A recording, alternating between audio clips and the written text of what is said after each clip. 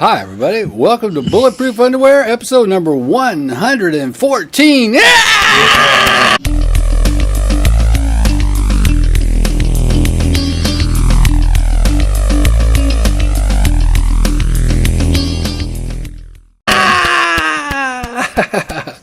I am your co-host, Yam Juice. And I'm your co-host, Flex. And today we've got a very special guest. The very first time on the show, he's a legend in the Halo community. He's an interesting guy. We have Mr. I Kleen Up. Yeah! What's going on, everybody? We're good. What have you been doing today, Kleen? Man, watching the PAX showdown probably all day. And other than that, not much. Were you guys? Yeah, we were watching it too. Were you blown away by how good the stream looks? Yeah. It looks pretty good. It seems like they were, I don't know the exact setup, but like whatever it was, it looked very crisp, very nice. And it did. Big shout out to ESL for that because they have top-notch like production from what I understand. Yeah, the last time I saw an MLG tournament stream, it did not look anywhere near as good as that. Yeah, no.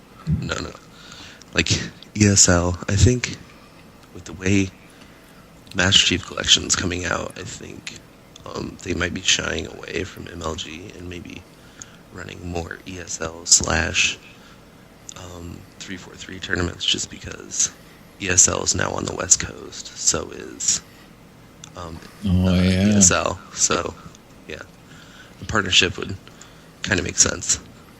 Well, I'm all for the West Coast. Well, yeah.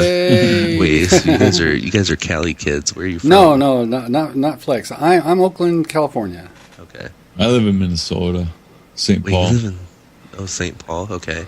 I lived in a place for a little while up in Minnesota in Eden Prairie. Oh yeah. I lived there for like maybe 3 months and then moved back down to Indy, just because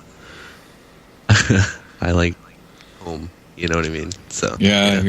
Right. So you were at a football game yesterday. You were at a Purdue football game. Yeah. Do you live in Lafayette? Yeah, I do. You can see my farmer's tan, I think. It's pretty. And my face is all burnt and stuff, but yeah.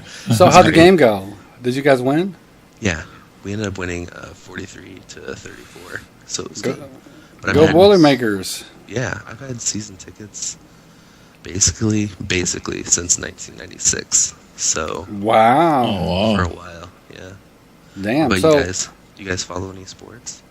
I'm a baby A's fan, Oakland A's, a little bit. Okay, Billy. I'm a hockey nut because I live in Minnesota. So well, yeah, you follow.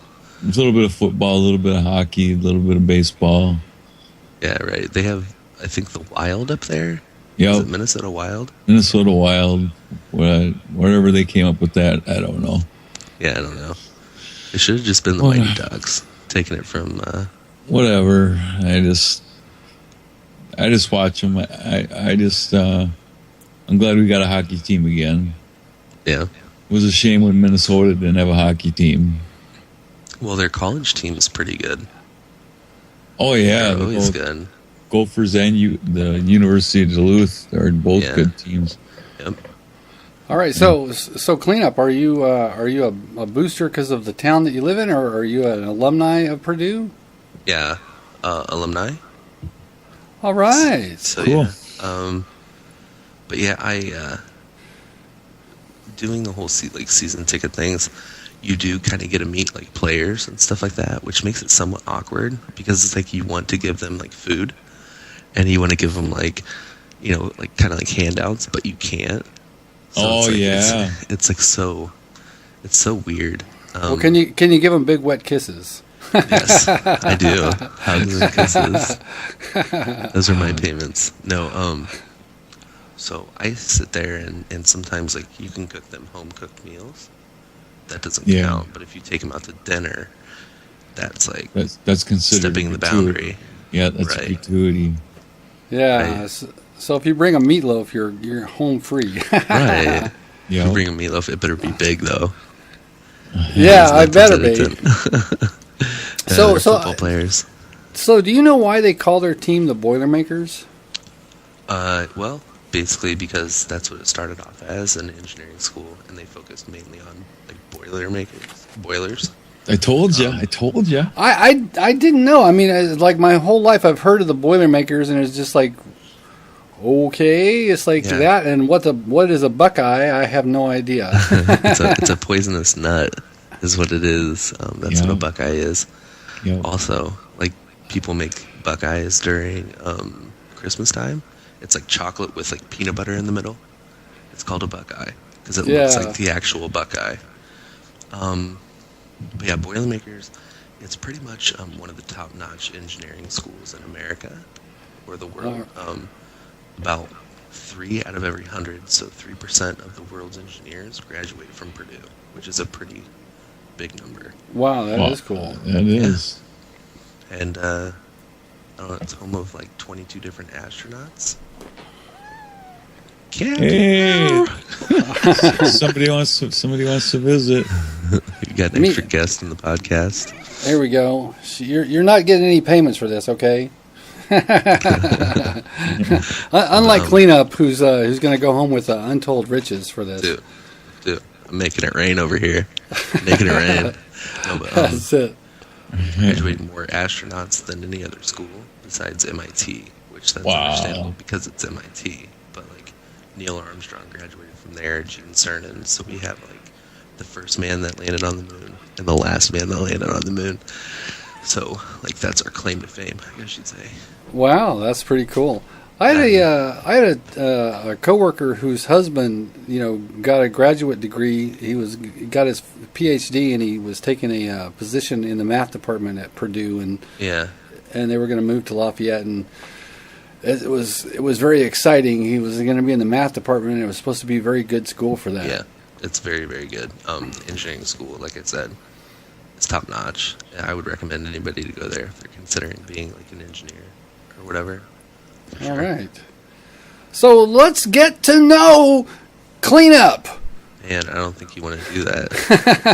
Okay, well let's start real simple. One of the things we like to do on the podcast is with a brand new guest that we've never had on before is ask about your video game history. Like where did you start and when did you start playing video games?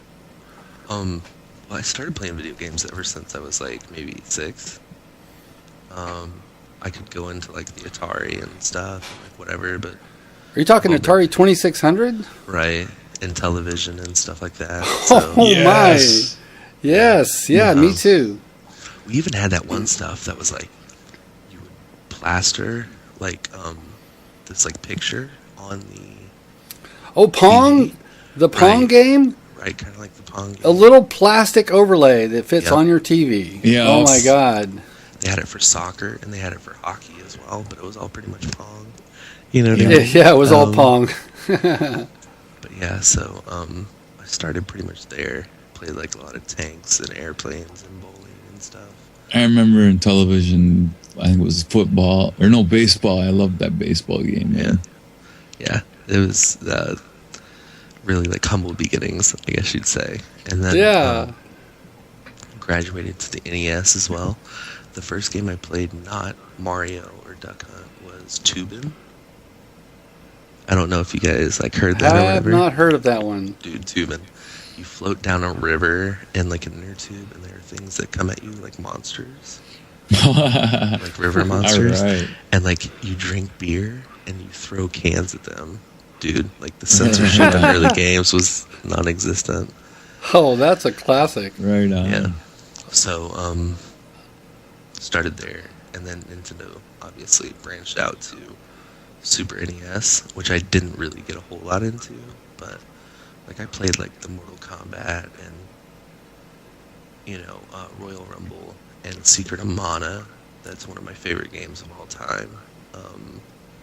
It was just amazing, and like that was pretty much it. And then my first real console came in the Christmas of 1996 with Nintendo 64, and it took over my life at that point. I'll bet. Yeah. Okay, so what was your favorite game from that era? Which one? Like which era? The N64. Oh, yeah, the N64. Wow, dude, that's so tough. Like, There was a lot of them. First of all, what brand do you smoke? Cool. Cool. Oh, you're the mentholated guy. I'm a menthol So, guy, yeah. Yeah. I drink Rockstar because I'm a rock star, and I smoke Cools because I'm cool. Oh, man. Welcome to Flavor Country. Yeah, That's I'm good, just- man. Yeah. But like my favorite game, man, I don't know. It'd probably be either Perfect Dark or NBA Hang Time. Just those were it for me. I loved them. What about you guys?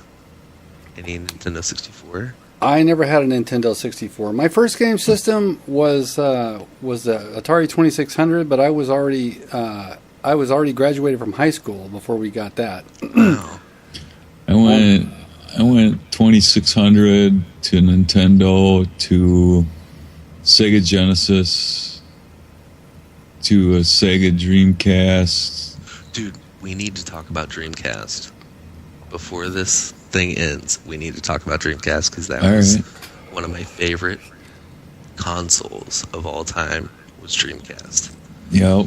I cool. like that. And then I went to Sony, PlayStation 1, Okay. 2, etc., Xbox 360. Well, my first modern system was the Wii, the original Wii, Okay. and that's my very first foray into multiplayer was Mario Kart, which I was obsessed with. Yeah. Rainbow Road, baby, for life. That's all it's about, man. That and Moo Moo Farm or something like that. Yeah, Moo Farm. I love Yeah, that. I was like very, very old when I got into multiplayer. So I don't know, there was just this long ass break where I wasn't doing it. My brother played video games and he kind of got me to do it, and then the next thing was an Xbox 360, and it was, Call of Duty, which I was really into the Yeah. Black Ops era. Yeah. And now I have all four of the major consoles. Xbox 360, PS4 and PS3. Although I never play my PSs, but I have them just because. Right. It's good to have like different flavors, I guess you'd say. Like, you know what I'm saying? Like, if you want to play like the exclusives on PS3, you can. Whereas Dude, did you send that PS4 in yet, man? Nah, not yet. My PS4's been busted for a long time, and I just haven't warrantied it. you You gotta bet. put it in there, man. Do it, man. You better I do know, it. or- I know. Okay, so let's get back on track. Yeah. You were talking about the Sega Dreamcast. What do you got to say about that? Dreamcast, dude. One of my favorite consoles of all time. It was. It was very much ahead of its time. I still got- have one. I still have Right, mine. So do I. I play it. I just played it like maybe 2 days ago. My favorite Yeah. game of all time is probably Tokyo Extreme Racer 2 on the Oh, yeah. Dreamcast. That game was amazing. House of the Dead 2 was amazing. So cheese-tastic. And then What else do I got? Oh, Mar- Quake Mar- Arena. It was Right. Quake Arena, man. Quake Arena was amazing. They had the Marvel vs. Capcom on there. They had Ready to Rumble first. Yep. They had so many games like Seaman. Do you remember Seaman? That's the at talking all? fish. The talking Yes, fish. The talking Yeah. fish, man. It was amazing, and like it had an online network to where you could play people online. Yep. You could, 6K the router. first one you could plug into the telephone and hook up to their network, and Right. I think you had to pay. Did you have to pay? I think. I I don't remember. I don't remember paying. what happened was on certain games you would have to pay for the certain feature. Yeah. And other games you wouldn't have to. It just depends. I couldn't. I don't remember. If it was a first party game, you wouldn't have to. Or if it was something on like the 2K series, like NBA 2K, NFL 2K, Yeah. you didn't have to. But for everything else, you would have to. So when Ready to Rumble came out and you wanted to play that online, you would have to pay a premium for that. But it's only like Oh. $3. So Well, that's nothing major. Well, that's pretty. So, are you into fighting games? I used to be. I used to be when I was young. Like I was really big into fighting games, but not anymore because, like, I could go into it like so in depth, but it would take like an hour. Like the problem with games nowadays is like, sure you have to pay $60 for them, but you get like unlimited lives. You know what I'm saying? So like, Right. whereas when I was younger and I went in to an arcade, I took that $20 and I tried to stretch it. So when I was sitting there playing with people through fighting games, every loss was hitting me so hard. It made it to where it's like, I have to learn. Like, I have to learn this or else I'm wasting my money. And I think that's what really kind of changed it for me. As soon as they brought it, you started to see like the kids that went to the arcade were so much better than Johnny down the street that you would play, because Johnny might play every day, but you know, Ken and Ryu, who you meet at the arcade or whatever, they are banking on winning so much and stretching that dollar. Yeah. That it's like they have so much more on the line that they learn quicker. They're just much better. So So you think the consoleization of fighting games took away the appeal for you? yeah, like most definitely 100%. Yeah. Unfortunately, arcades are just not what they once were. It's too bad, man, because I used to arcades, and in some place, like here in Twin Cities, we actually have 3. They're making a comeback. Yeah, So, and they have the old games and stuff. It's crazy, man. It's really cool. and you'll see that like if you get people in fighting games, there'll be like this niche market that will have that idea in their head, almost maybe the same way that I do. That it's like, dude, I have to make this money last, and it's based on lives. You know what I mean? So Yep. preserving your life was like the number one thing, and I think that's what console gaming kind of misses on, because you have unlimited lives. There's no penalty. Yeah. Takes Why even have a continue screen? Any idea? takes challenge out of it. Right, exactly. Whereas if you could imagine this, imagine every time that you had to turn on your Xbox or whatever, you had to slip $1 into the slot. And Don't think they haven't thought of that. Yeah. and you get 4 lives. Credit card reader. And when you think about it, like, if you get those 4 lives, right? Like, Yep.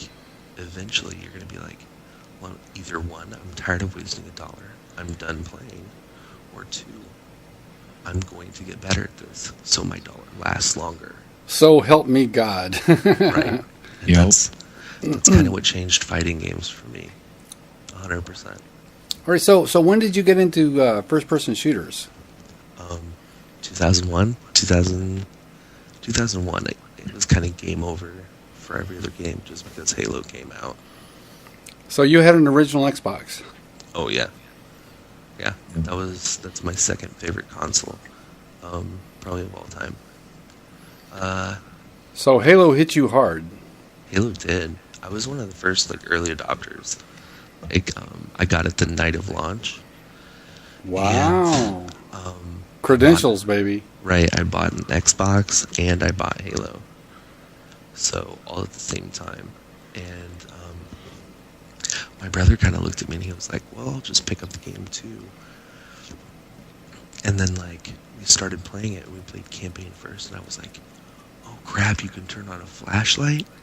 Oh, you can do this." And it was such like novel stuff at the time, and it was remarkable. And it did. It changed FPS forever, and like it was just amazing. And lo and behold, maybe like 2 weeks later, or maybe a week, we figured out you could system link and play against each other, not in the same room. So we had a cord running down the hallway. He had his TV in his room, I had mine in my room, and we just practiced multiplayer every day. Cool. 1v1 me, bro, and he was That's actually your awesome. bro. literally bro. And yeah, that was a defining game. No lag on that network, man. Right, no, it was great. And then so that was amazing. And then we kind of, he kind of went his way, like his separate way. He stopped gaming altogether, and I kept it up and got neighborhood tournaments going. And then next thing I know, I joined like a LAN network in Lafayette, because I lived a little outside of Lafayette. But I joined this LAN network and got sponsored by them eventually to go to like tournaments and stuff. After they realized like I had the goods, I guess you'd say, they sponsored me to go to a couple tournaments and stuff, and it was cool. So yeah. Yeah, Wow. that's And the rest, was just like, pew. Right, Halo history, and like to be honest with you, I'm gonna be 100% honest. Like a lot of that time in my life was very blurry because of like the stuff that I was doing at the time, and like how just my life was. Like it was just very Believe blurry. me and Yam know blurry from Yeah. We've been blurry at certain times in our lives too. Well, people sometimes, actually, people all the time say that Flex looks and sounds like Chong. It's true. It's true though. Yeah. Well, they share other things besides just the way they look and sound. Or Everybody at least has their vices. I'm actually allergic to marijuana. Really? How shitty is that? Even like if That's like a cruel joke, man. yeah, I'm allergic. what do you like, break out in hives or something? Yeah, it actually took me 5 times of smoking to realize it. Like You're allergic to it? Yeah, and I was in the hospital on the 5th time, and it was just kind of like I almost went into shock, and that's when the doctor said, "Hey, did you do anything tonight?" And I was just like, "I just smoked weed or whatever." And next thing you know, he ran a test, and he told me, "Yeah, you shouldn't smoke the rest of your life, or it's gonna get way worse than this."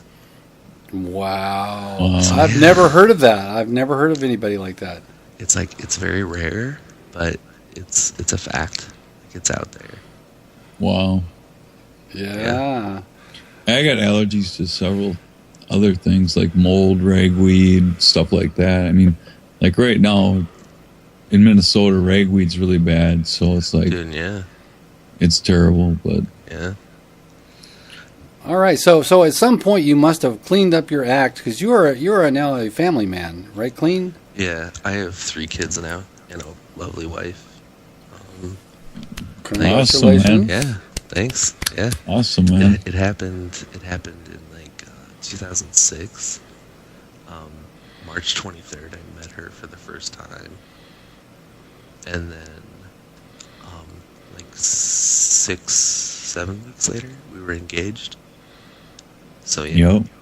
it was. Wow. That was a pretty quick turnaround, dude. Yeah. Well, as long as she gives you your freedom to play a little video games now and then, I guess she's a keeper. Well, dude, like here's the thing: she hates it. Hates it with a passion. She hates gaming, so it's kind of like my hidden. It's like almost like another girlfriend in a way. Like, you know what I mean? Well, Yeah. I'll tell you what, my wife hates it too. Really? Well, she knows. My wife plays with me. She does. That's She cool. does. His wife is multi-prestige on Call of Duty Ghosts. Jeez, man, that's insane. That's cool. Yeah. Sometimes Bond over gaming. sometimes when we're doing a Skype call, you'll hear the TV in the background. You hear gunfire because his Yeah. wife's playing. That's cool, man. So, dude, back to what I was talking about. Dreamcast. What were your favorite games, dude? I loved the football game. I thought at the time it was so groundbreaking that I just loved the crap out of it. And Quake Arena. I mean, I played Arena for hours and hours, man. Those were really my favorites. I mean, there were quite so many of them that I just can't keep track of them all. I liked Rumble. That was pretty fun. Yeah, they had a lot of great games for that, dude. Like, but Tokyo Extreme Racer 2 always took the pie for me, dude. That was Wow. That's still my jam. I'm gonna later after this show. I'm gonna Google that game and see if there's any footage on YouTube. It's check it out. Oh yeah, there is. There's a lot of footage of it. Definitely And, is. you had boss battles, and you would basically, what it was, you would travel the highway in your souped-up car. It was the first car game that was like, oh, you can tint your windows, get nice rims, mess with the gear ratios. Yep. Do different like decals and stuff like that, and you would have your own gang, and like you would have your garage of cars or whatever, and it was like you would take on bosses, and so you would travel the highway, and as soon as you would see another car that you could race against, you flash your headlights at it, and then you line up in a formation like seamlessly. It all happens, and then all of a sudden you're racing down the highway, you're zooming in between cars and shit. It was a precursor to GTA, kinda. Right. It was. And Well, to my like- favorite- and to my like, favorite- My favorite racing game that's not Mario Kart was Burnout Paradise. That was a good game. That was a really good game. Yeah. Looking for the jumps, and it was just the way the cars ran and the crashes were really fun. I like that game. Now, would you like Burnout? The change between Burnout 1 and Burnout 2 was so huge. Like, I bought Burnout, the original one, and it was very cheap, very crappy. It sucked. And then Burnout 2 was just so amazing. Like, the difference was just night and day, dude. So I would recommend It was probably early gen versus later in the development process, huh? It came out like maybe a year and a half, 2 years later.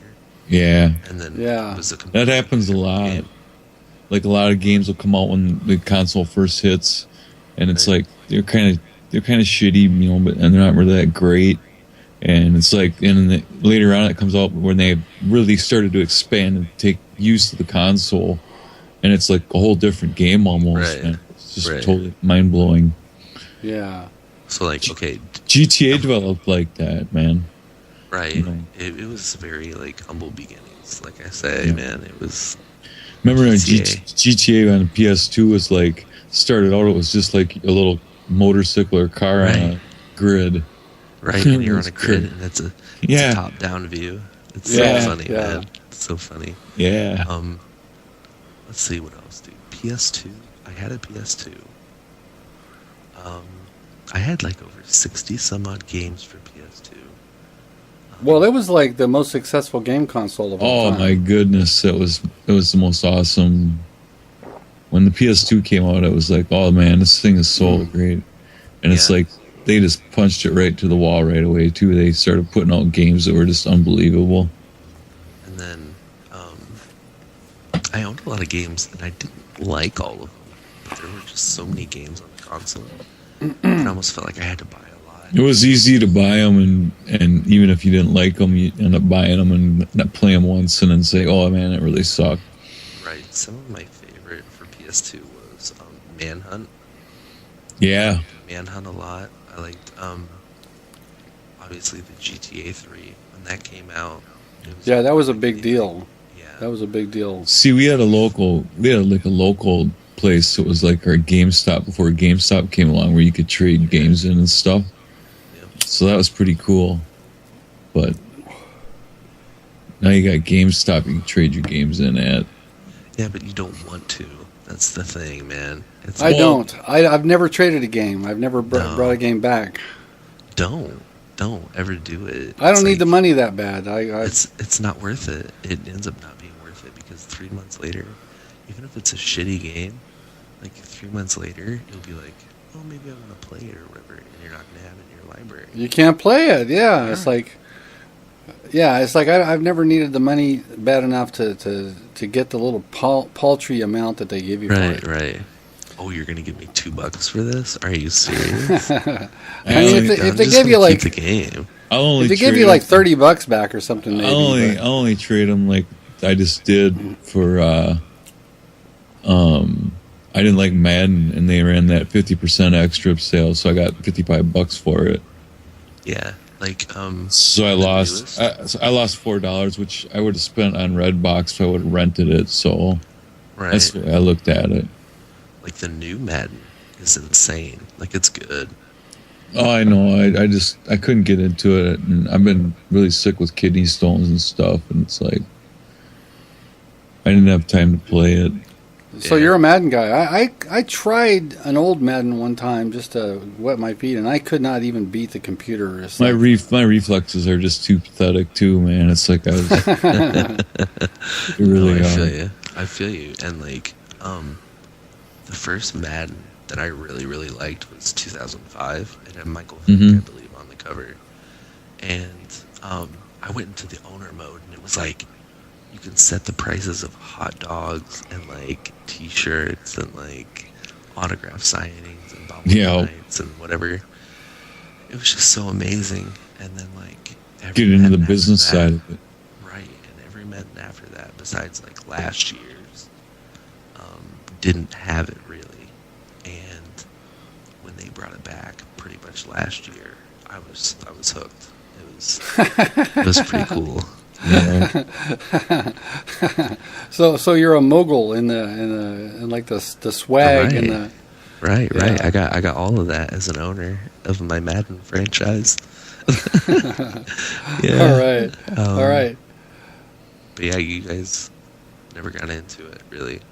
Nah, sorry. No. I noticed the other day I saw you on Xbox Live. You were playing Rock Band. Yeah, I like Rock Band a lot.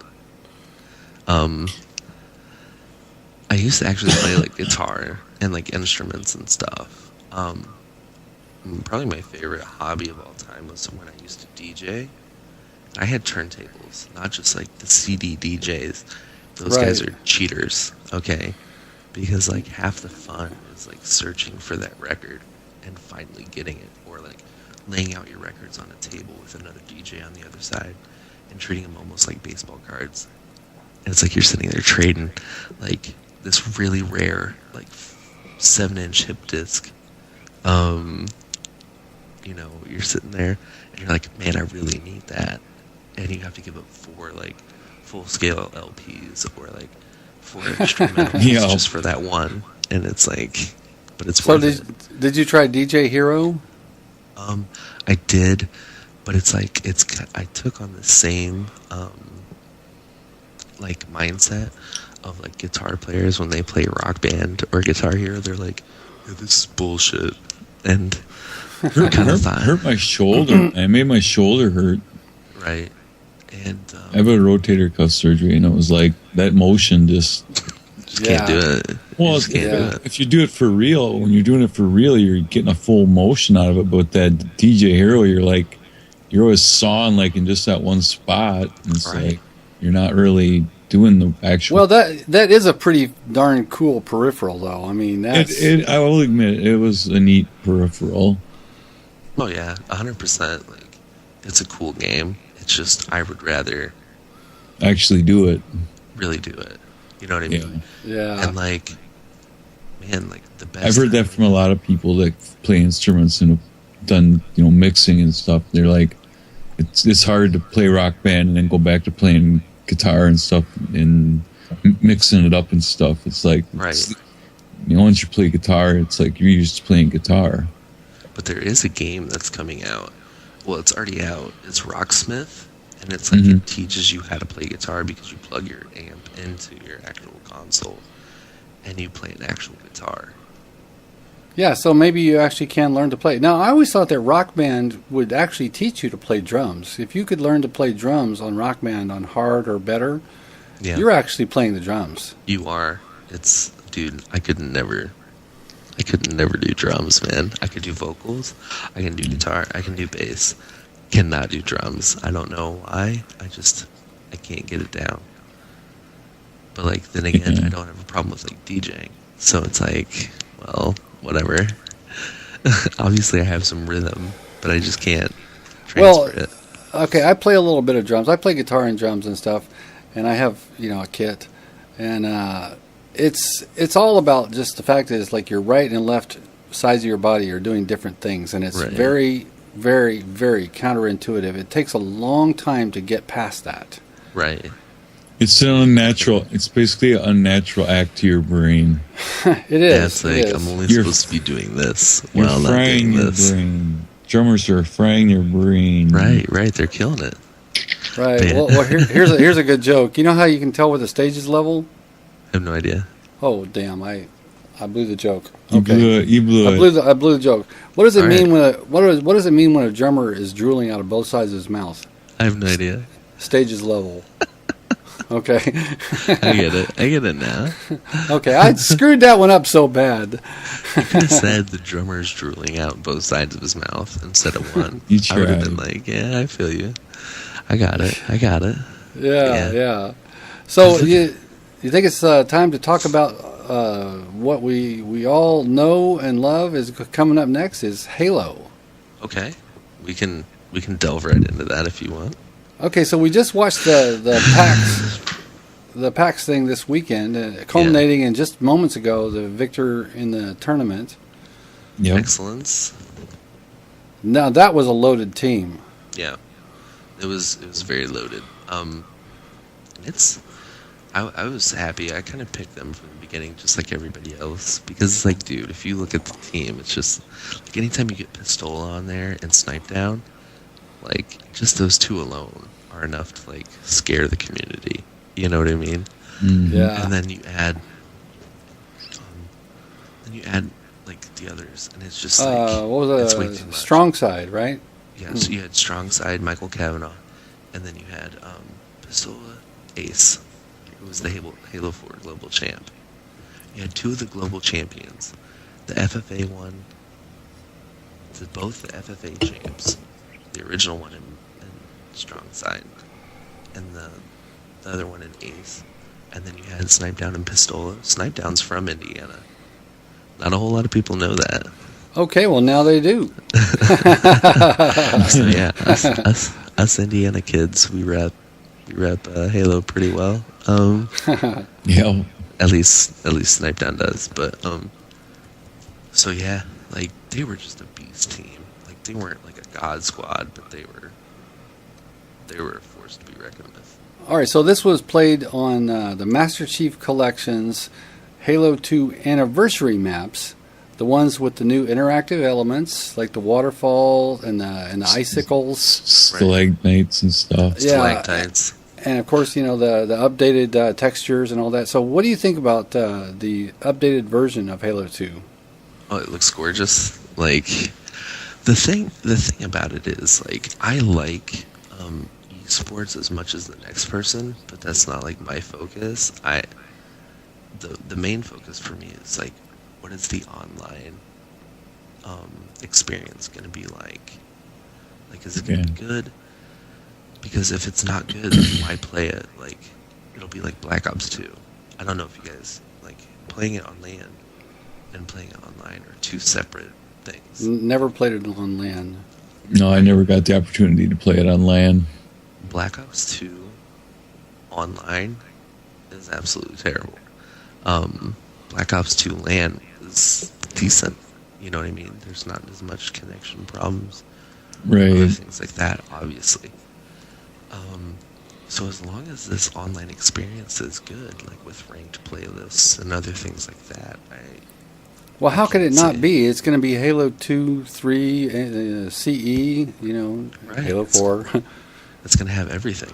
You know what I mean? And I do think people are going to eventually play Halo 4, like, because it's still Halo. Like, you know what I mean? People are going to be like, Right. I Well, wanna that's the try game that. I got. That's the game that started me on Halo. I'm a Halo 4 noob, and I love playing Halo 4. I Right. adore playing Halo 4, and everybody tells me it's a bad Halo, so I'm thinking, wow, I can't wait to play a good Halo if this Right. is bad. Well, the thing is, like, I had a tweet this week, man. There are things I don't go negative in, okay? I don't go negative in Halo 2. I don't go negative in Halo 3 or pregnancy tests from my wife. Never. So it's like, it's a thinking man's game. You can literally outwit your opponent just by thinking ahead of them. Now, don't get me wrong, it takes some talent. You have to have a pretty decent shot or whatever. But there are times where I'll sit there and I'll sit back and just hold down my area, and I'll get maybe 8 kills, but I'll only have like 3 deaths. So you know what I mean? I'm killing twice as many people as I am, a little over twice as many people as I am, like, dying. So I'm doing positive stuff for the team. And you end up winning that way.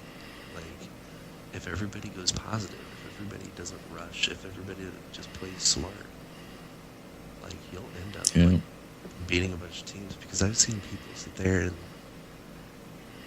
they'll sit there and they'll have a 2.0 KD, but they'll only have like a 20% win percentage. I'm like, are you really helping your team? You're not. Yeah. You know what I mean? So it's like, here it's like you're forced to work as a team. Yeah, I've noticed that earlier today when they were kind of when we were the first few matches where everybody was kind of sitting back and sizing everybody. Yeah. The Halo 2 matches on those 2 maps were pretty campy. It was like they were definitely not charging the center of the map, sizing each other up. Everybody's waiting to get a pick or to catch somebody. So that's the way to waiting for the other guy to make a mistake. Right, and that's welcome to Halo. That's what it's all about, man. Well, see, Clean Up, you got to help me, man. You gotta help a brother out. Okay, so I'm a Call of Duty guy. I'm not a Call of Duty guy. I'm a Halo guy, but I'm coming from Call of Duty. Right. I'm picking up Halo. I'm getting my shot better. It's like my shot is not that terrible. Right. What I end up getting killed and having bad games is because I don't know where to be. I don't know where I should be, and I don't know why I need to be there. And that's what I'm trying to learn. Okay. For those, like a lot of stuff like that, you should watch what I call setup videos. Now, there's not a whole lot of them out there.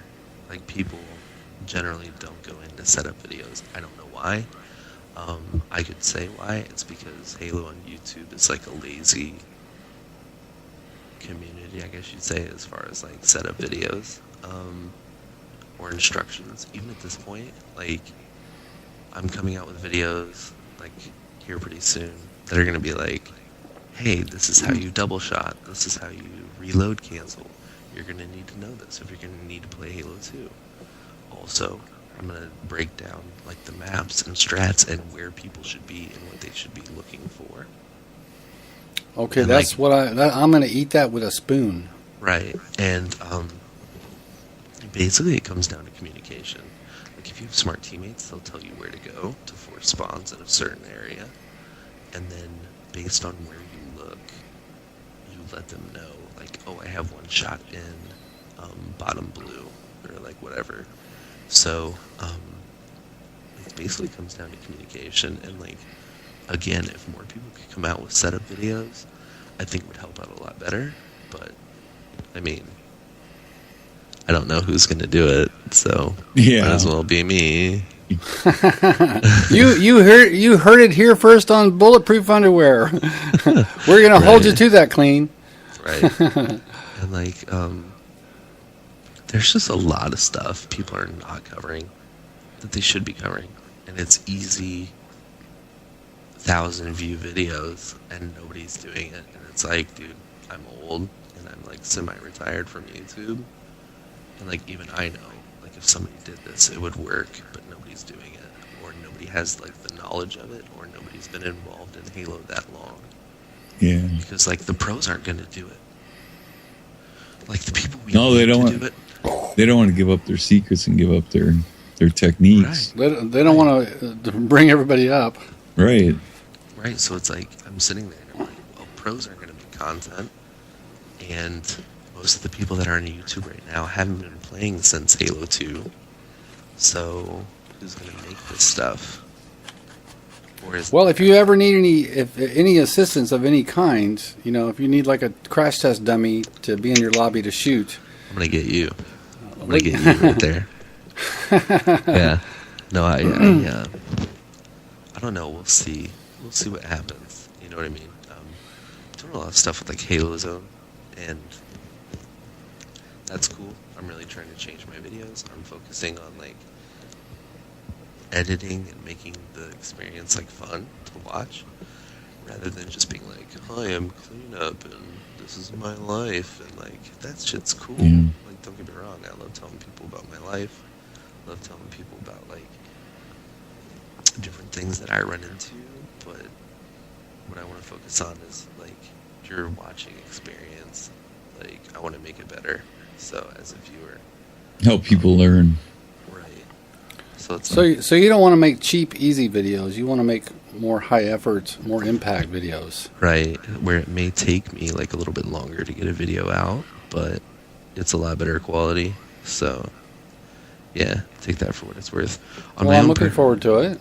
The coolest thing is, on my own personal channel, I'm doing like a history of gaming, from my perspective, like kind of like what we just talked about in the beginning. Mhm. I'm gonna do that, and I'm gonna treat it like a timeline of events. So while the video is playing, I'm gonna be playing like music in the background from that era, and Cool. doing like stories and stuff like that from like that time in gaming. Would you say music in the background? Are you talking about in-game music, or are you talking about like Captain and Tennille or something? Yeah, stuff like that, like to where it's like in the background I talk about like what were the chart toppers of that time, and like what movies were hitting, what movies did I see, and how gaming affected me The in Goonies. that period in my life. Right, exactly. So yeah, I mean, that's something that I'm gonna enjoy doing, I guess you'd say. Well, that's cool. Yeah.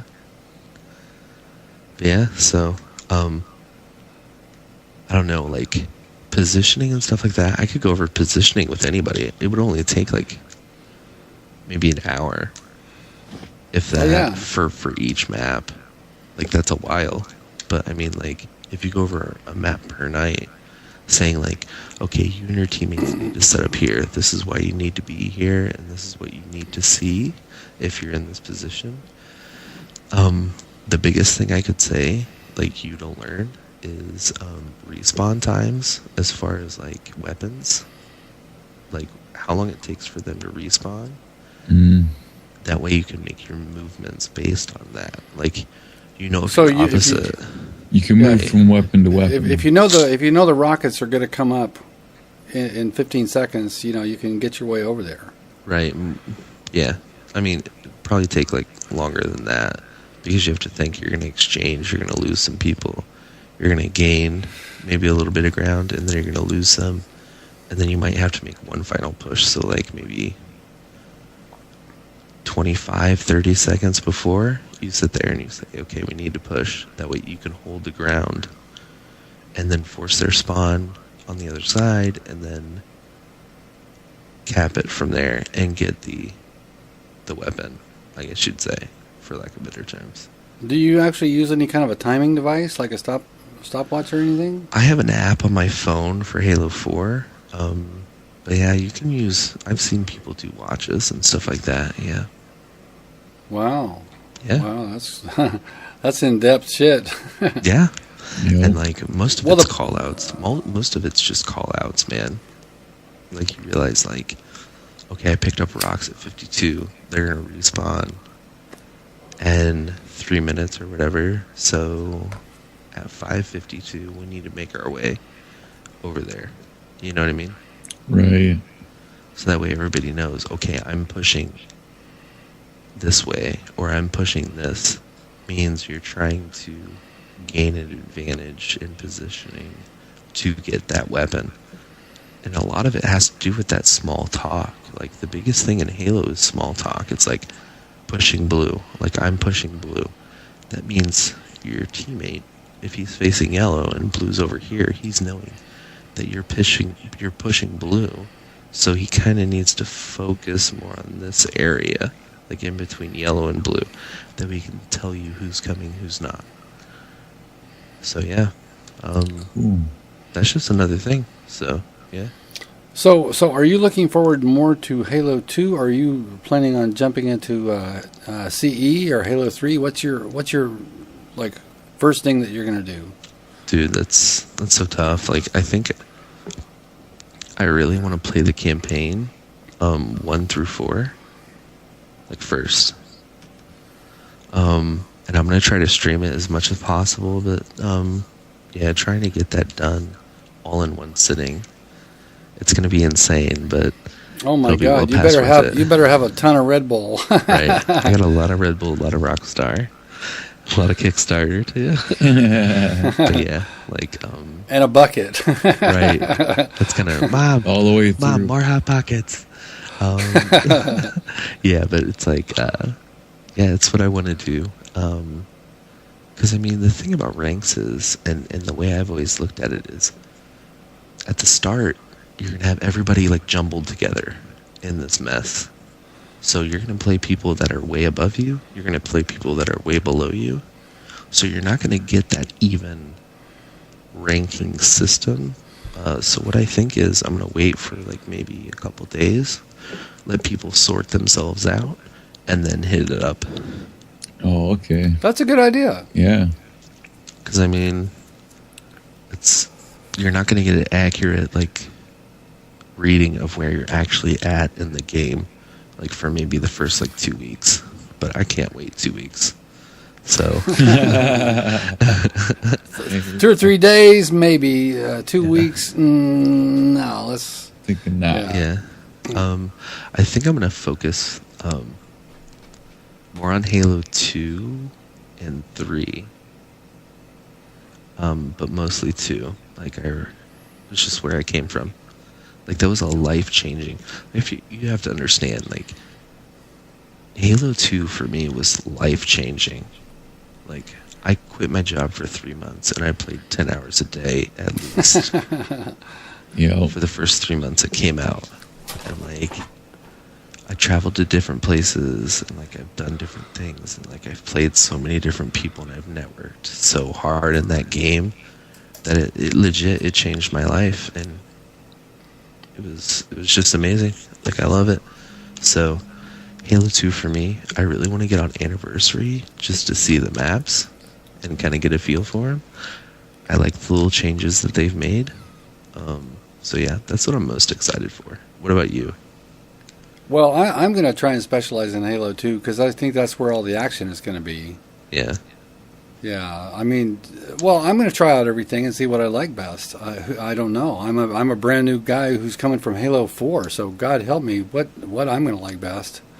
Yeah, there's like, again, it's one of those things, like, if we take a night or we take 2 nights or whatever, and like I sit there and I teach you like the basics of like different combos and stuff like that, I think it'll help you out a lot. Because even little combos like the noob combo where you pick out a plasma pistol and you're charging it, and then like you shoot it hits the person, and then you switch to your BR and you shoot them in the head once, they're dead.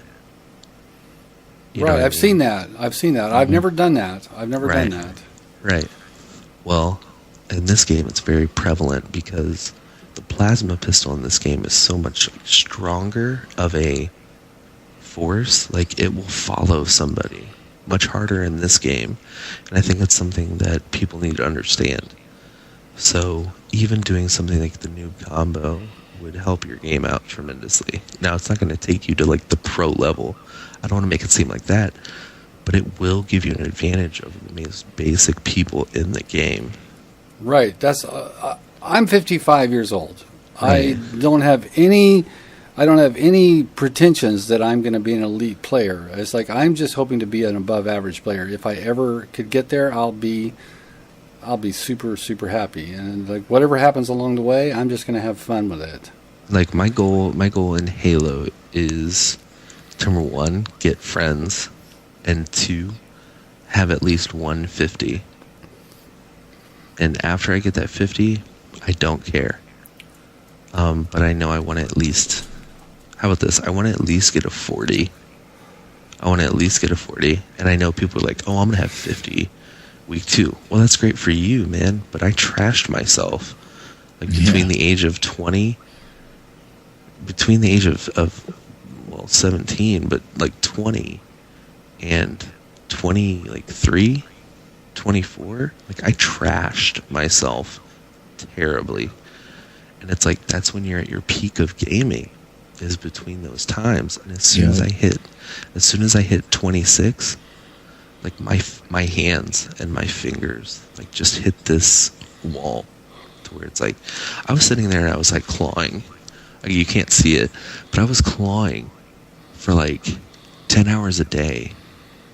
Like, I've messed my hands up, man. And like sometimes my right thumb won't work.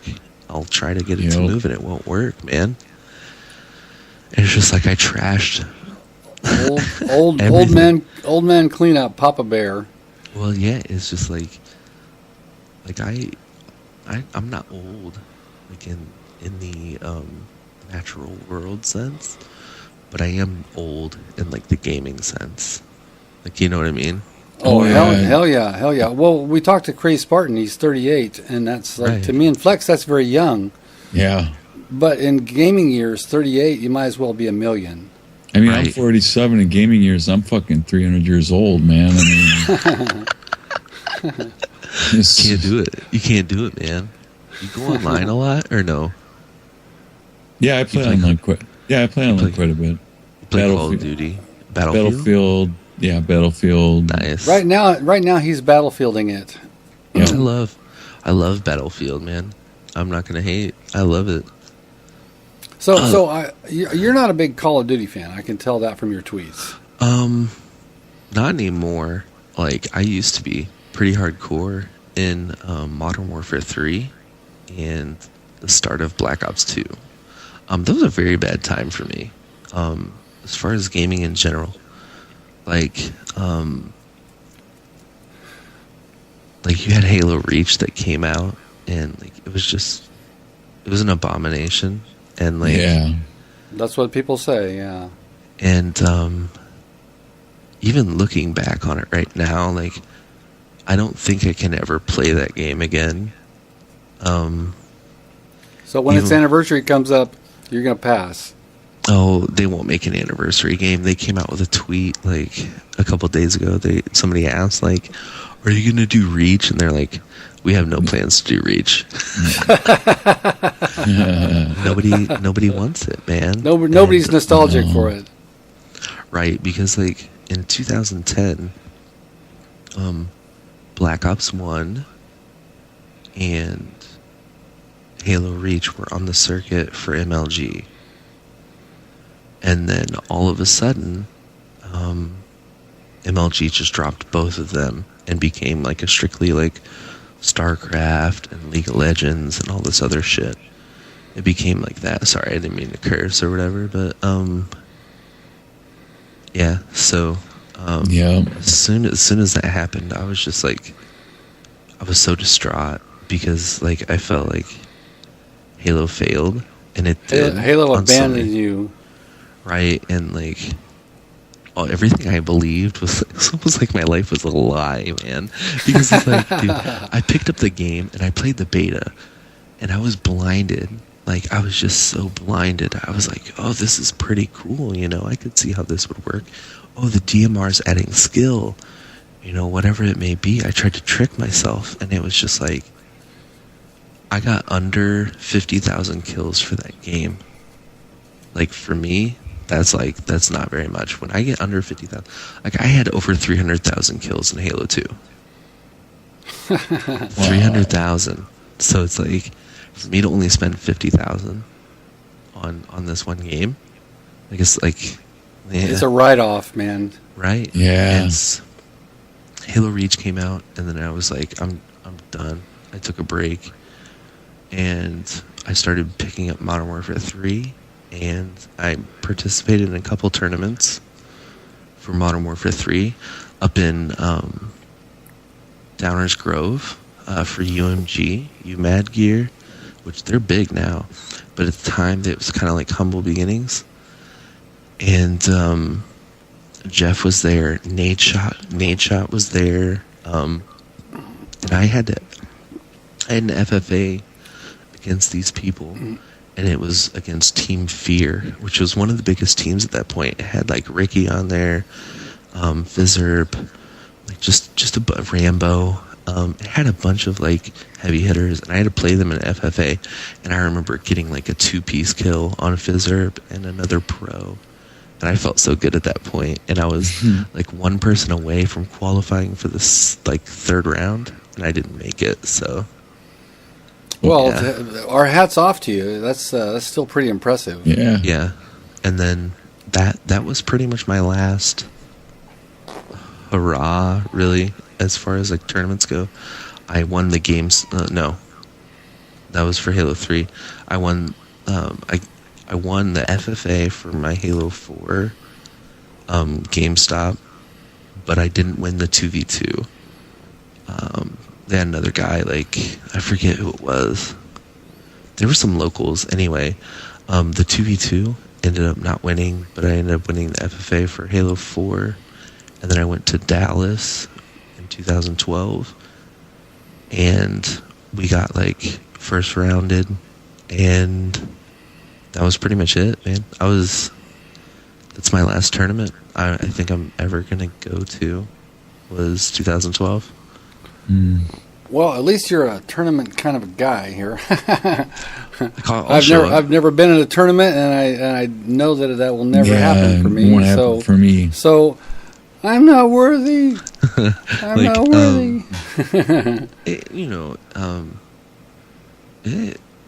It was like a great time, just because when you go to these things, it's just like a convention of nerds, and like you feel like you fit in so well.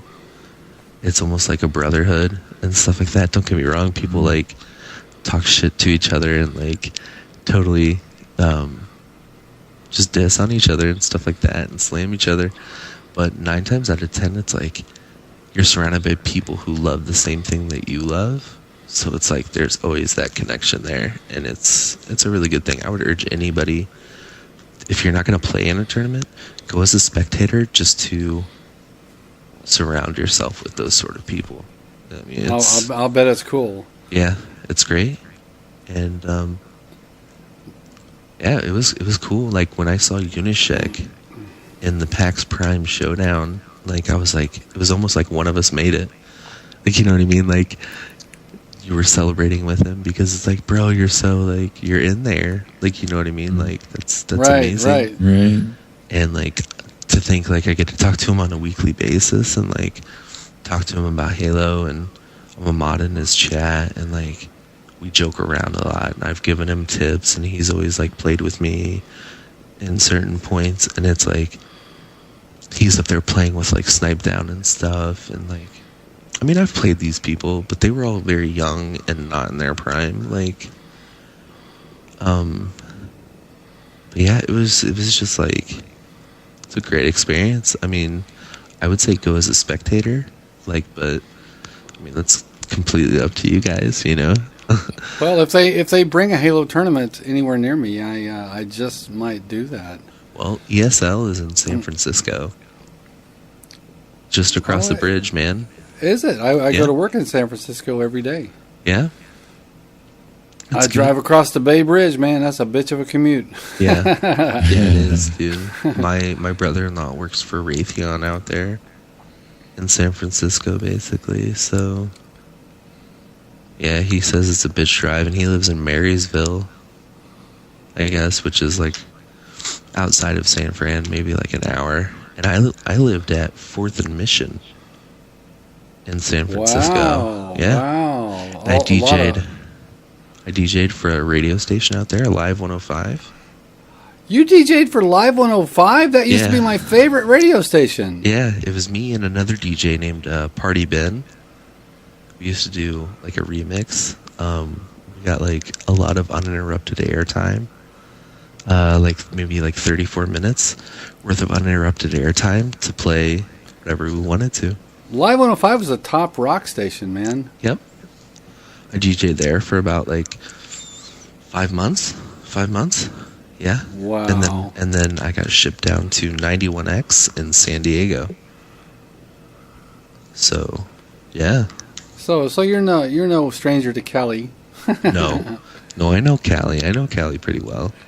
Not all over, but I mean like Frisco, and like I've been to Oakland before. I know LA. I know San Diego, pretty well.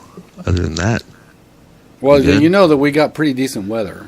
Yes, I know that for a fact. The fog is a little much, but yeah, dude, you cannot beat Cali weather. Like, it's just San Diego specifically. San Diego may have the best weather on the planet. Yeah, maybe because it's 80 degrees. No matter what day it is, it's like 80 degrees, zero humidity, and it's perfect. It's just amazing. The only thing about San Diego is it still kind of smells like patchouli oil from like all the hippies and shit. Other than that, Well, it's Oakland good. is right on the border with Berkeley, and if you've ever been to Berkeley, you know that hippies, they never died. They just stayed in a time capsule cocoon, and they're there still. Yeah, and it's Berkeley. still the summer of love. Right, and there's actually a TV show that's pretty good that's filmed in Berkeley. It's called Parenthood. Really good Parenthood TV is shot show. in Berkeley. Yeah. I didn't know that. That's that one with Lauren Graham in it, right? Yep. She's a stone cold fox, man. I love her. I loved her to death in Gilmore Girls. Yeah, my wife loved Gilmore Girls. I was more of a Dawson's Creek fan myself. So, yeah. Well, it's my guilty pleasure. It's kind of a chick show, but I dug it. Can we talk about guilty pleasures here? Okay, go for it. All right, do you guys have guilty pleasures in music? Let's go with music first. I like techno. Okay. I like dance music. Any specific artist? Nothing is coming to my head right off the bat, but it's like, I just like that kind of artificial, like throbbing. Right.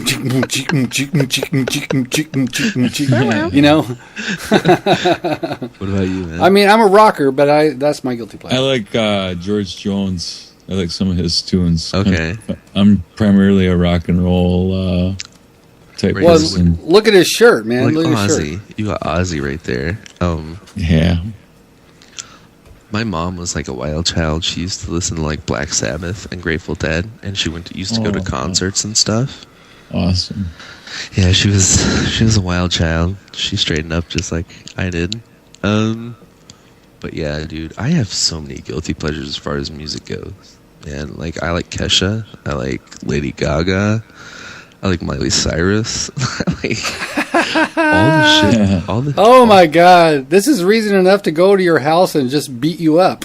Well, see, but I also have girls, so I kind of like pawn it off on them. Like, oh, the girls love it, so I have to listen to it. So you know what I mean? I have an excuse. Kesha and Miley Cyrus. Oh my God! But at the same time, I like Mudvayne. Like Mudvayne's one of my favorite bands of all time, and I don't know how much more metal you can get than them. Yeah, that's some pretty solid shit, man. Yeah. Movies. Do you guys have like a guilty pleasure movie? Yeah, for sure. Dumb and Dumber. It is one of the greatest movies of all time. See, but that's not a guilty pleasure. Like everybody knows it's a great movie. Like if I were to say like I own 2 copies of The Notebook, I would be like, holy shit, man! Like what guilty pleasure. What's that one? What was the one with Sandler and Sandberg? That's my boy. Oh my God! Really? That's guilty. Embarrassing. That is embarrassing. The not rated version. Okay, I feel you. I feel you on that one. Man, I would have to say, guilty pleasure movie. I'm a sucker for like rom-coms and stuff like that. Oh, Probably one of my favorite movies is a movie called Love Actually. It's with like Hugh Grant. It has a huge cast of people, but yeah, it's like very chick flicky-ish, I guess you'd say. Oh yeah, what's that? Those movies with Bridget Jones. I like those Bridget Jones movies. You like those? Yeah. Okay. Yeah. All right. Yeah. I hear what you're saying on there. I pick up what you're putting down. And I know I should be. I should just let somebody, shoot me in the head for saying that. No, you're good. You're good. Now, how about a guilty pleasure food? Chinese food. I could eat, like, literally. There was one time where I ate Chinese food for 2 weeks straight, every day. Well, just before this podcast, I finished off leftovers of pork chow mein, which we had Oh last night. man, don't talk about it. My stomach's grumbling because of it. Dude, you don't get this big by being picky and not eating Chinese. Like, have you ever gone to a buffet, like a Chinese buffet, Oh, yeah. and seen the look on people's faces that are there? Like, they're usually fat as shit, and then like they're eating and they're almost crying at the same time because they know like they shouldn't be there. It's just the worst. So yeah, that's my guilty pleasure. What about you? Oh, my guilty eating pleasure is Kentucky Fried Chicken has a product they called the Double Down Sandwich. Okay, I gotcha. It's like two deep fried chicken breasts with bacon and cheese and mayonnaise in between them, and they call that a sandwich, even though there's no bread. God, that's awesome. It's lethal. I've had a gastric bypass, so anything's a guilty pleasure for me. Any fast food, anything like that. Yeah, I can't eat. If you don't mind me asking, like, how much weight did you lose? 200 pounds. Really? That's Yeah, good for you. Yeah, it was like I weighed 400 pounds. It was pretty bad. Like, Flex has overcome a lot medically. That's Yeah. good, man. That's really good. Like, believe it or not, I was actually considering that. I know I'm young. You're like, why don't you just get off your ass, fatty? Like, the thing is, like, I have been, and I've been, like, doing decent, and I haven't been eating a whole lot, like, as far as, like, I've been eating, like, more, like, stuff, I guess you'd say. Yep. Just, like, better timed out, and it's, like, nothing's working right now. And, like, I checked on it, and I have low thyroid. So it's, like... Oh, yeah. So I'm at it to where it's, like... Your At that point in my life where it's like... Your shit, metabolism stays low. Right? I gotta sit Well, there maybe, are you on like Synthroid or something like that? No, I'm on nothing right now. Well, geez, you should get some of that, medication and shit. Medication works. I don't know, but they have something that's like, it's like artificial, thyroid medication. Right? I'm thinking about doing that. I probably should. And, like... I was thinking about doing that, and I was thinking about doing, like, gastric bypass or whatever. You know what I'm saying? Maybe even lap band at that point. Yeah. Just because it's like... Man, it's so frustrating, dude. The lap band's pretty reversible, too, is the thing that's nice about that. The gastric bypass, once you do it, you're there. It's over. Yeah. So what year did you have yours done, Flex? 5 years ago in July. Yeah. Did your wife like it? Yeah, she's fine with it. She was fine with me the other way too, but I've weighed 200 pounds since about January. 4 years ago in January, I've weighed 200 pounds ever since. That's cool, man. That's good for you. Yeah. You just can't eat a whole lot, right? Right, I eat small portions. Or it fits in the palm of your hand, essentially. About what a hand's worth of food.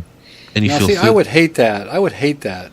I like a big fat plate of food and just gorge on it like a beast. But like that you feel full though, right? Yeah. Oh yeah. No, I'm definitely when I eat, I feel full. It's no doubt about it. See, that's amazing. I don't know what that feels like. Like it's always like I'm just so like, oh, I could eat this all day. Like you know what I'm saying? Yeah, Like, I want a big fat portion and just shove it in and gulp big huge gobs down my throat. right. And it's like the meal's not done until I completely regret everything. Like you know what I mean? But no, like I've been trying like different stuff and it's not working the way I want it to.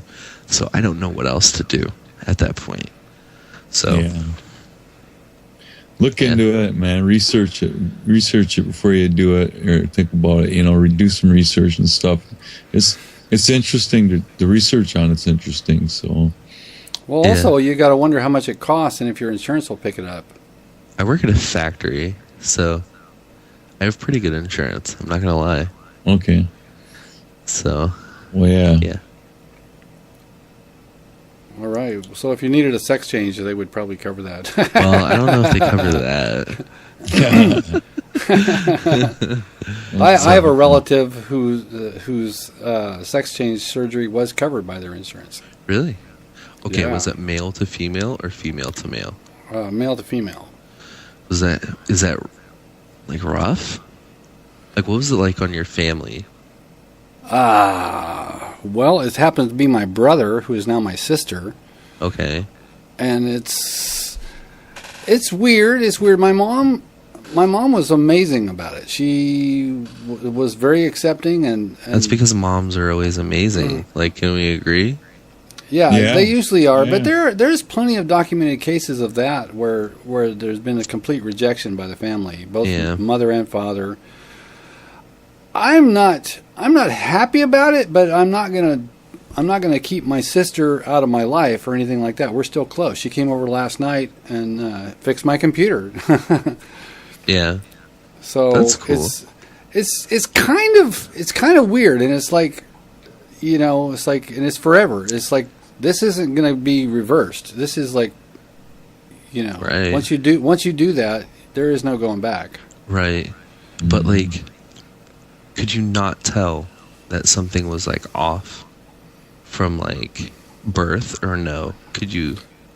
I can't really answer that because I would probably say no, but my sister would probably say that I'm in denial about that. So I can't Okay. I can't for sure be objective about that. Because I have a cousin, and I had pretty much, like, a brother, or whatever, that, like, you can tell that they're just, like, they're homosexual. Like, you know what I mean? And I Right, could this person's gay. It's like, whether Right. you knew it or not, you can just tell. Right, and, like, even at the age of, like, 6 or 7, you could tell, like, legit, like, they would play house, and, like, he would pick to be, like, always the woman, or always be, like, the female. He always, like, asserted himself as, like, a female character. So it was, like, naturally you think, like, okay, the kid's gonna probably grow up and be, Yeah. like, gay or whatever. And, like, he still hasn't come out because his family is, like, just so religious. And Oh, it's that's like, terrible. Right. Well, I'm It's 100% just like- convinced that it is pretty much like you don't pick that. It's Right. not like, oh, just stop being gay. Well, I don't think it works like that. Right. I'm glad you have that idea. That's very good. I don't know. Like, I don't bang, like, too many drums or whatever, but, like, I'm very big into letting people be who they are. Well, yeah, for some people, it ain't like it's a choice, man. Right. Because, like, it's not a choice. It's a, right. it's what life demands of you. Well, right. Well, I mean, they've got these special programs that like pray away the gay kind of stuff. Oh, Right. Isn't that ridiculous? Did you ever see that movie, But I'm a Cheerleader? I haven't seen it. no. The chick shows some signs of lesbianism, so her family dumps her in this this program, and she's like a prisoner, and they're trying to anti-gay her and all the other people in there, and they're all kind of faking it, like the program, but as soon as like the backs are turned, they're all getting it on with each other. Right. It's one of those, like, seedy, like, Saturday night on USA Network movies at, like, 11 p.m. or whatever. Yeah. Anyway, Yeah. it's like I don't think that's if anybody goes through a program like that and they claim that it's working, it's like just follow them around for a while and see if they don't Dude. go to a bathhouse or something. Yeah, see what really happens. Because I guarantee that's not happening. But yeah. Oh wow! Wow, what's hello I'm zooming in here. Xbox? So how do you like your Connect, and do you talk to it? Yeah, I do. Every night. I pretty much sit there and I'm like, well, I'll say, like, the commands, broadcast, and, like, do other things like that. It helps out, like, if you play, like, Just Dance, or if you play, like, another game, you can't wear a headset while dancing. I don't know if you guys know that, but I did not know that. It'll Yeah. fly right off. Well, I played Dance Central on the 360 Connect. Right. It was, I it have was Dance fun. Central as well, and it's amazing. I'm getting it for Xbox One, which I'll is going to be good. I'll 1v1 you, bro. Dude, bro, 1v1 me all day. Like, people have seen my Just Dance streams. They know the talent's real over here. They call me Twinkle Toes. But I'll send you crying with my skills to pay the bills. yeah, you got Skills it. to pay the bills. But so yeah, I actually like Connect. It works for me. It works for my children. I could see how a 21-year-old male who lives by himself would absolutely be against Connect, and rightfully so. But for me, it works. It did make the Xbox $100 more than the PlayStation, and the PlayStation's got this huge advantage because of that. If for no other reason, just the extra $100. I sort of hold a grudge against it. Well, see, here's the thing, man. Like, PlayStation is always going to outsell Xbox. You have to know that right off the bat. It has in every single generation, going from PS2 to Xbox, to PS3 to Xbox 360. The PS3 outsold the Xbox 360. But not in North America. Just overall sales. Yeah, but Xbox 360 outsold PS3 in North America. It was Europe and Japan where they made it the difference. Right. And right now... And it was close. And right now, I think Xbox One is in like 22 markets or 21 markets. PlayStation is in 44. So over double the markets. And I'm not making like excuses. It's not like a console where I could care less. You know why? Because Xbox One has Master Chief Collection. Game over. Right. Like, that's game over for me. Like I don't care how good your 1080p graphics are. Hey, It's cool, like, bro. Talk how all good- about it. how good does Halo look on the PS4? Right. Oh, it's a black screen. You mad about Halo, bro? Yeah. It's like, I don't care. Like, when I see, like, what kind of pissed me off and turned me off from Sony was the fact that they were like taking what Microsoft presented from E3 and they were just like bashing on it and playing it up. Like, here's how you trade the games on PlayStation. And it just showed Oh yeah, he had the game. got a shit-eating grin on his face. And it's like, oh, you guys are so smart. Well, Microsoft reversed all that. And now people are whining because they do want the things that Microsoft had in place. Like all these sales. They wanted the stream. They wanted the ability to pre-download, to do all this other junk, which Xbox was going to do at the start. And people were like, no, we're scared. Always online, blah, blah, blah, blah, blah. Like, I don't know. It's like we as users sometimes don't know what's good for us. You know what I'm saying? Like, in a way. Right. Like, we don't know what's good for us. So I think it would have been maybe a little bit better. It would hurt more, Xbox in the beginning, but I think overall people would have ended up seeing the value of it. Well, if it was working really well, Sony could have just turned around and copied it. Well, yeah, but I mean, like, there were certain, like, whereas with Xbox 360, the PS3 couldn't copy some of the things that the Xbox 360 did, such as like party chat. Right. It didn't have the functionality for that. It didn't have like all these voice messaging. You couldn't even voice message on the PS3. It was poopy. It's Right, like I know. I wouldn't even know what I would do without voice messaging. Like, Well, they fixed a lot of that with the PS4. I mean, the party chat works very well, and of course, Xbox One's party chat is clunky and it's gone a few steps backwards from the 360. Yeah. They had nailed it cold on 360, and then they made it much less easy to use on Xbox One. yeah, but it's a typical Microsoft product, flawed at the start. I mean, that's the way it's going to be. Flawed at the start, vaporware at the end. Right. if you see like where it's going to be, probably by the end of the year, start of next spring, it'll probably be completely different. Yeah. than where it is now. It's just like, with Xbox 360, that it's not about like what happens in the first year or year and a half. It's about year 2, year 3. That's when you're going to start seeing the difference.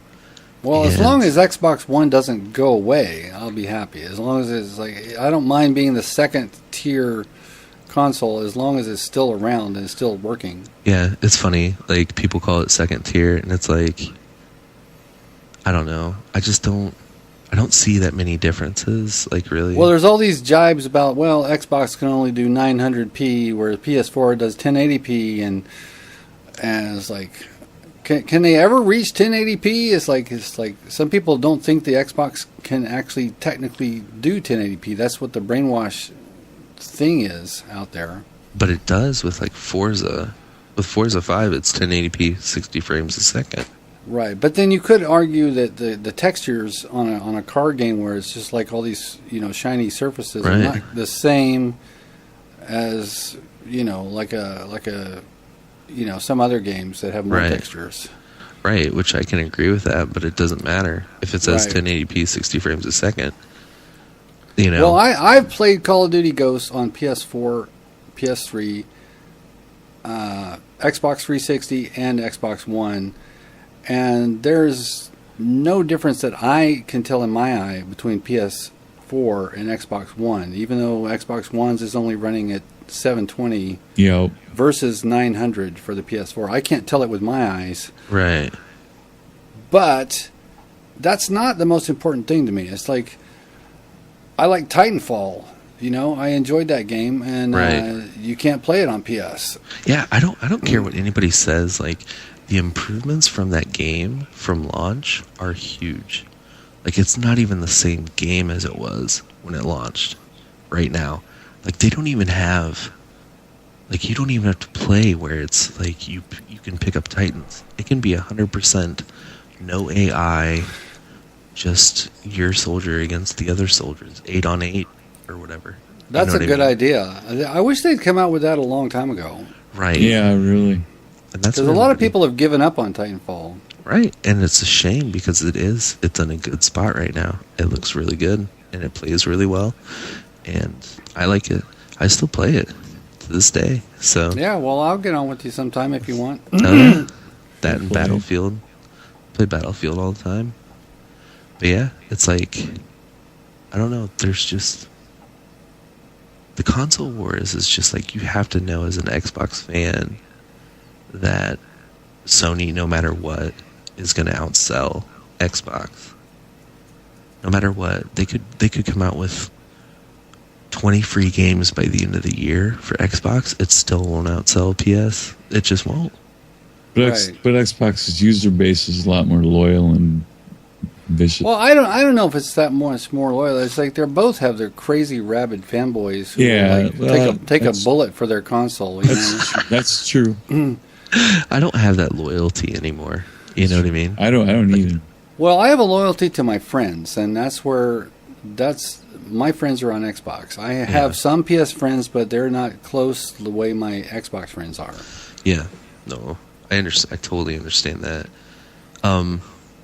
If PlayStation had Master Chief Collection, I still don't know if I'd buy a PlayStation, just because then you're talking about the controller.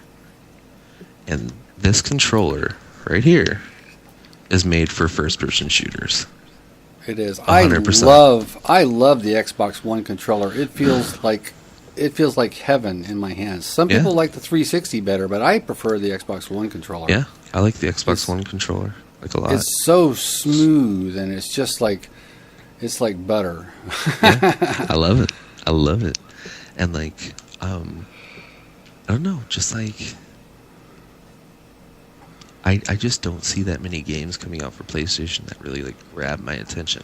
And when you think about it, if like I'm a first person shooter, like fiend, I guess you'd say. Like, if you look at the lineup of what PlayStation has and what Xbox has, they both have Call of Duty, they both have Battlefield, they both have Destiny. Xbox is the only one with Titanfall. Stop listening. Yep. My box was listening to me. Anyway, it's the only one with Titanfall, and it's the only one with Master Chief, and it's the only one with Gears. But Gears isn't first person, so Right. It also has Counter-Strike. It also has CS:GO. yeah. So Well, the Xbox 360 does, right. So and PS doesn't. so it's like they're Sony's- FPS. Well, As they've far- got Killzone. They've got Killzone. You got to give them that. Just kidding. Just kidding. like Killzone is okay.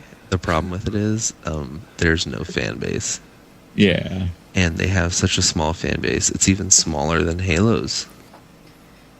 And especially at this point, like, dude, the Halo 2 anniversary, like, this tournament, do you have any idea what the numbers are going to be like on Halo? Like, now? Because this got people pumped up. They want to play online. Yeah. And it's like, with Killzone, it's like, it doesn't even seem like they have support from PlayStation. Like, PlayStation isn't like, pouring it out and saying, you have to buy Killzone, you have to buy Killzone. That's right. That's right. They haven't really been promoting it much, and it's like an exclusive. It was a launch title. Yeah. And the thing that they're promoting is Destiny, which is multi-platform, and it's like, I don't understand it. Yeah, DLC comes to it first. Well, it's still going to be on Xbox. It's still going to be on Xbox 360. I mean, it's like Right. If not I'm still that playing big it, of a deal. I canceled my pre-order on Destiny. Are you meaning you canceled it because you're not going to get it, or you canceled it because you're going to download it ahead of time on Xbox I'm not going One? to get it. You're not going to get it. You're not going to get it. Well, I'm pretty bullish. I mean, bearish on Destiny. I mean, I've already made my opinion known that it's not.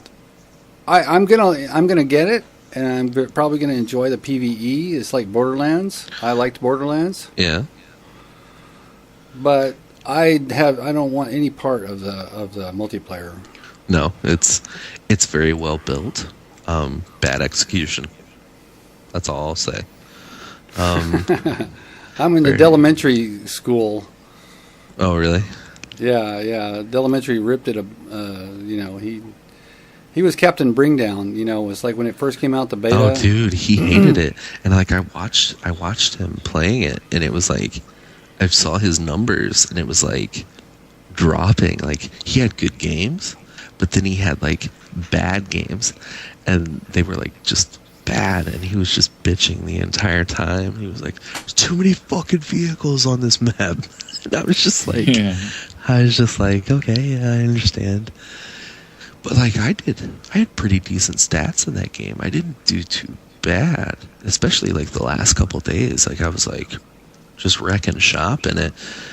But it wasn't like, it feels good. You can tell it has a decent engine, and you can tell like it was made very well, very crisp. But it was just poorly executed, or they executed it in the way that they wanted to, which was more like a Reach sort of out there shooter, which doesn't jive with me. Does it hurt? Does it pain you a little bit because it's Bungie? No. My alliance is strictly to Halo.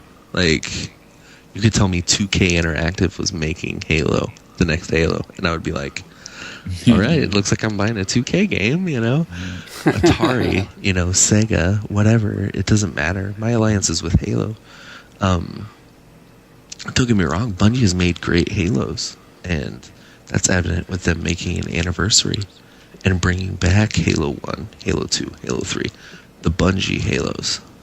It's kind of a good way to send off Bungie's Halo, and it's a good way to have 343 say, okay, this is our Halo now, and you guys are going to love it. And I think Halo 5 is going to probably be the best Halo. Right. So 343, okay, when they put Halo 4 out, that was their first ever. Right. And they it took them a while to start listening to the community, but it looks like they have really been listening. I don't think another community or another gaming developer that has listened to the community more than 343. Like, to be quite honest with you, the things that they've included, they should have been there. Granted, they should have been there from the start. But I'd rather have a feature than not have a feature. You know what I mean? When it comes down to the game. Nobody has listened harder, I think, than 343. And no company has interacted as well as the employees of 343.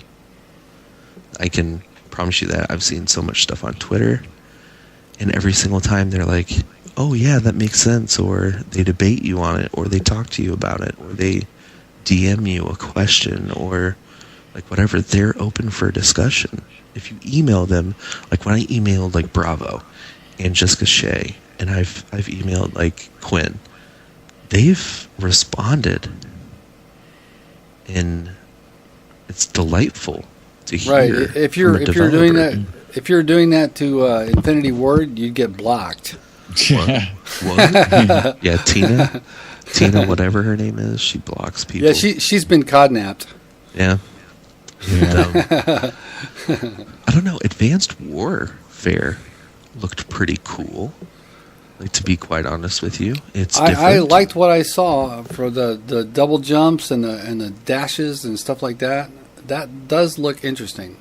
Yeah, I mean, you could tell that they like ripped off like a bunch of games, but it's like, but I liked those aspects of those games. Like, they ripped off. Like, dude, they blatantly ripped off Ricochet from Halo. Like, right. It's just, God, it was so... They call it uplink. Right, and it's so sad. Like, it's like, whatever. And then, like, the double jumps and dashes and stuff like that from Titanfall. And, like, I don't know, I think it looks different for them. So I'm happy for COD players in that aspect. Like, because they've asked for years upon years upon years, change the formula. We don't care what it is. Change something. And finally, it's like, they got a new game. You know what I mean? Yeah. And I think it's good for them. So I'm happy for COD players in that aspect. Are you gonna get Advanced Warfare? No. You guys don't understand. Like, Advanced Warfare comes out a week after the Master Chief Collection. So, it's going to be pretty exciting for Halo players, because I think you're going to see either people are going to be willing to commit to getting better at Halo, or they're just going to say, well, I'm going to go to Call of Duty and not play. And then that's kind of where you're going to thin out your herd a little bit. And that's when you'll see people starting to take the sides again, to where it's like, no, I don't play COD, I play Halo. And like, people will be like, I'm getting better at this game. And that's another thing. Like, you're going to be able to tell when you play Halo 2 or Halo 3 or just Combat Evolved. Each game is a learning experience. With Halo 4, I never got that. You know, each game to me was just, I'm going to run around, I'm going to get an ordnance, hopefully it kicks ass and I can kill some people, and then I can move on. With Halo 2, Halo 3, you're constantly thinking like, where is this person at? How did I lose this battle? Do I need to push this way a little bit more? There's less bullshit involved. Mm-hmm. So you start to focus on what actually matters. Like, instead of turning a corner and saying, well, I wonder if he has rockets because he called in an ordnance or whatever. Now it's like, I know this guy doesn't have rockets because our team has rockets. Or I know this guy has rockets because they have it, and I know he's going to be around this corner to flank. Like, it's a learning experience. You're going to learn so much more about who you are as a player with this game than you will any other game. I promise you that. And I'm not buying any shooters until Master Chief Collection comes out, just because I know I'm just going to be wasting my money, dude. Like, right. Even if well, it's... I have some good. I have some. I have some good news for your pocketbook, Kleen. Coming next month, Halo Reach is coming to Games with Gold, so you can get it for free. I already have it. It's still sitting in my drawer collecting dust. Yep. And here's the thing. The team that made that game playable, guess who it was? 343. They brought in the MLG game types, Zero Bloom, Zero Sprint. They brought that in. So if you want to play Reach, I'll play with you. Like, do you have Reach?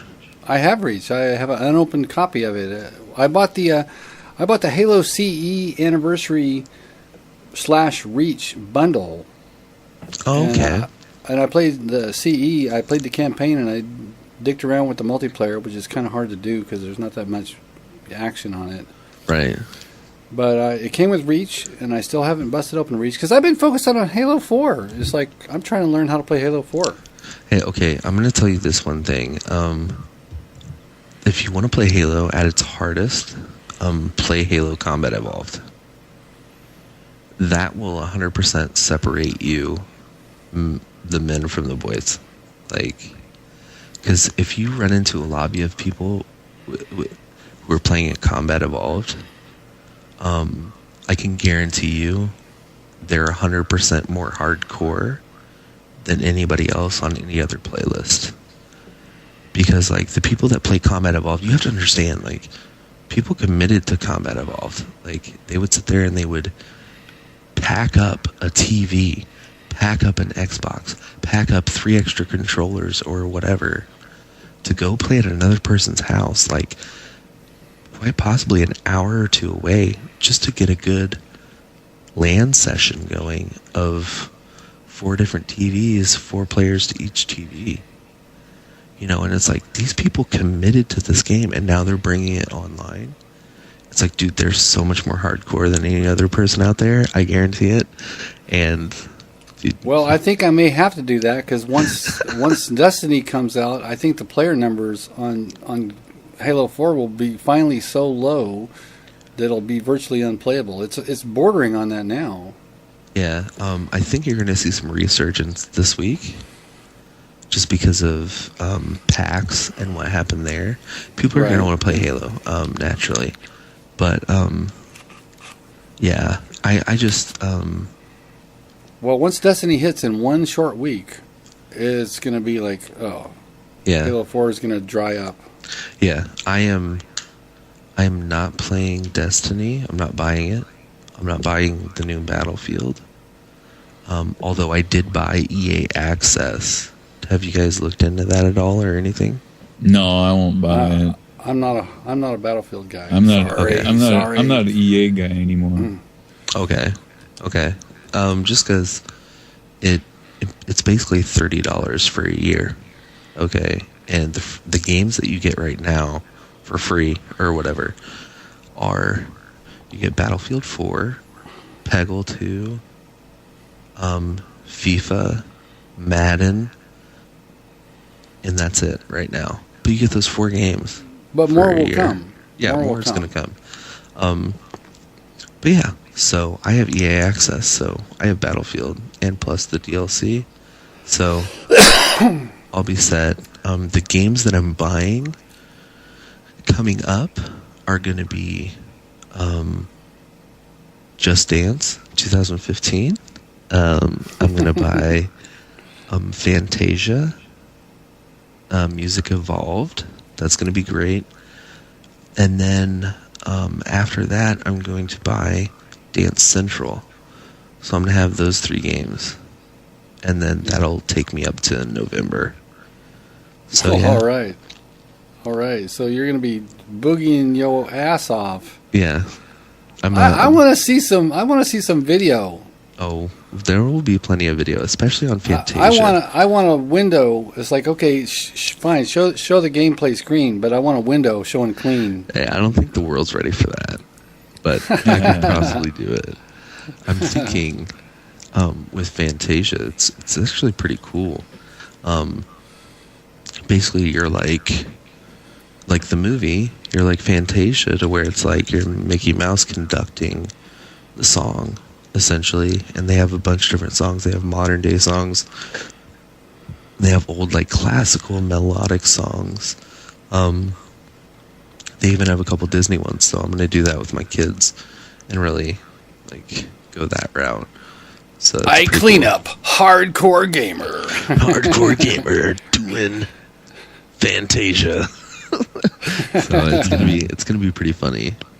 We'll see. All right, we're cruising way past my bedtime, man. I'm sorry.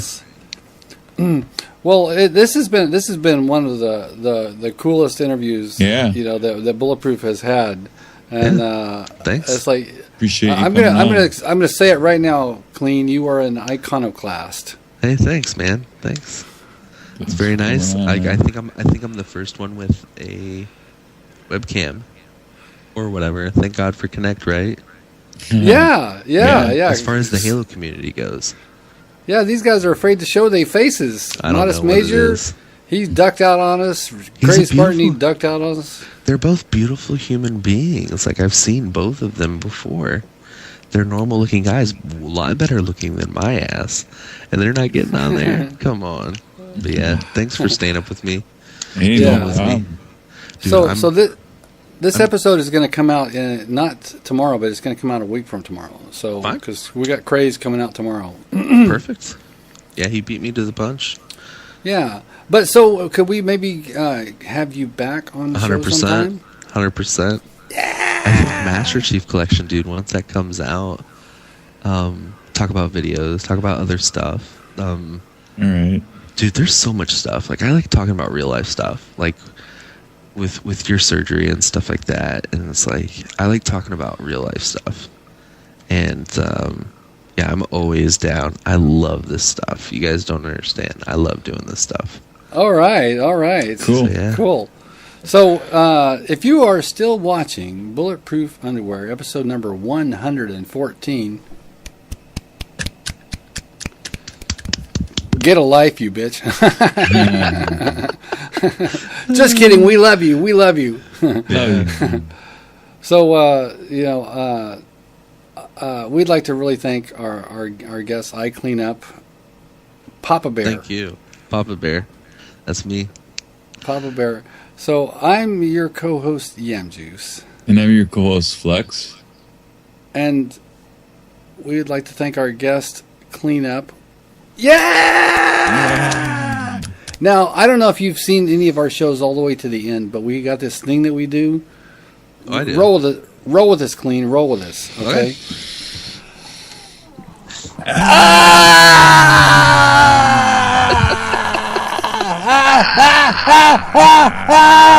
Don't leave me hanging! Don't leave me hanging! I got it. All right, man. Oh, man, that's a good sport for you. Thank you very much. Right. All right, so there is only one thing left to do. All right, kids. It's been fun.